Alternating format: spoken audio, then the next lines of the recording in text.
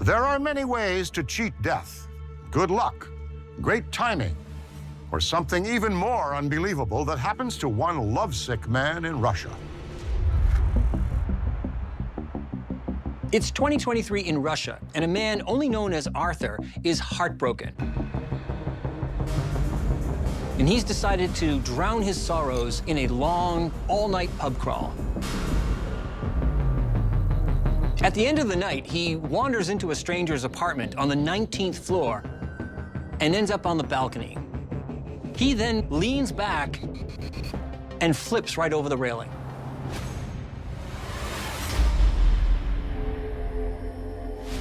Street cameras capture this.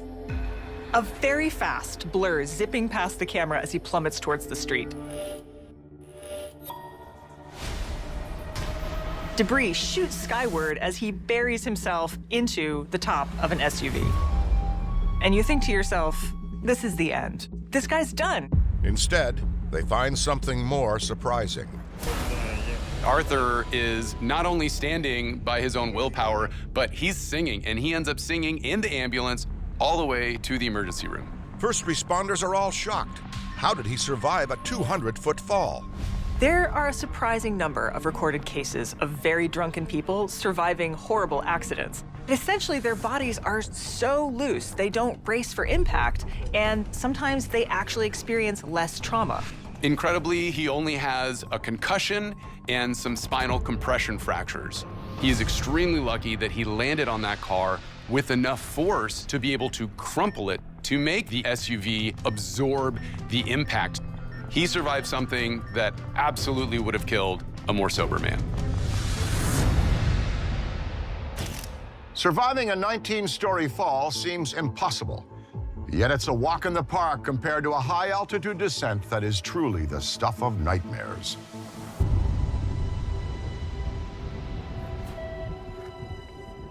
It's Christmas Eve, 1971, and Julianne Kopka, a German-Peruvian high school student, is flying with her mother in a rickety passenger plane over the jungles of Peru.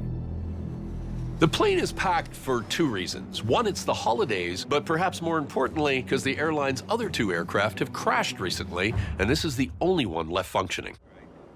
The first 30 to 40 minutes of the flight are pretty uneventful, but when the plane heads into a severe thunderstorm, things go bad pretty quickly.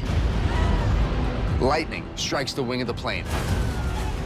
Sparks fly and crack. Julianne hears her mother say out loud, "This is the end." As the engines fail, the plane begins to nosedive, and for Julianne, everything goes black. Suddenly, she is falling out of the sky, still attached to a bank of seats. The G-forces and the violent spinning cause her to pass out again.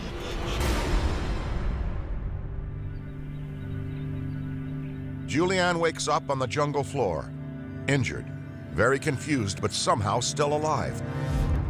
She's suffered a massive concussion. When she tries to stand, she immediately passes out.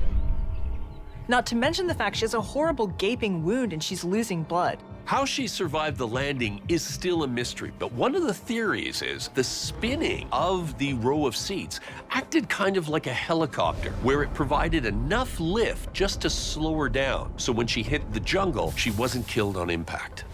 The other theory that's posited is that the bottom of the seat that she was in took the majority of the impact. And as she continued to fall through the canopy and fall through the leaves and through the branches, that continued to slow down her descent until she ultimately hit the jungle floor. Julianne wanders the crash site, which is now littered with bodies, and she notices a corpse with ladies' shoes. It could possibly be her mother, but at this point, her thinking is so scattered, it's just hard for her to really absorb anything. Dazed or not, Julianne knows one thing. She has to find help. She remembers something that her father, a field biologist, once told her. Follow the water. Even the tiniest streams will lead to bigger streams, and those will lead to rivers. And that's where the people will be. She's trying to take in her surroundings, but she has no clue where to find water until she hears a unique call of a bird she knows called a crested chicken. and she remembers they live near rivers. Her path to the river is long and perilous, swarming with panthers, snakes, and other fearsome predators. But the biggest threat comes from a much smaller creature, now making a home out of the horrific gash in her arm: maggots. If maggots are appearing, that means that the tissue around the wound has died, gangrene potentially setting in, and that could be fatal. Despite her body breaking down, Julianne keeps moving, drawn by the one thing that cuts through the silence. For 3 days, she tracks the sound of the bird.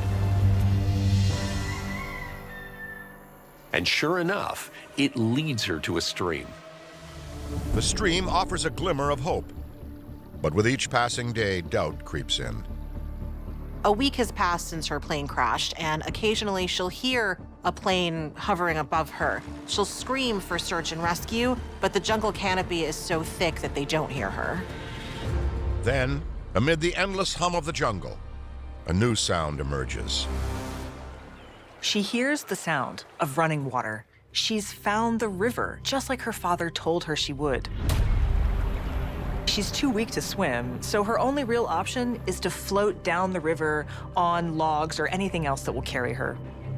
While she's drifting down the river, there are crocodiles that see her floating. Luckily, they end up leaving her alone and letting her continue to drift on. Eventually, she comes across a small riverboat docked by a cabin, which gives her an idea. Julianne remembers as a child they had a dog that also had a wound that became infested with maggots. Her dad would grab some diesel fuel to clean all the maggots out. With the outboard motor fuel, she also does the same. And the maggots immediately rush to the surface and leave the wound. Exhausted and malnourished, Julianne passes out in the cabin, her first shelter since she fell from the sky 10 days ago. When Julianne awakes, she's startled because she sees 3 lumber workers standing over her.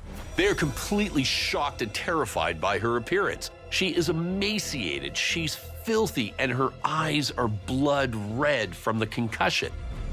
They scream and run away. It turns out there actually is a local legend about a water demon with big fiery red eyes.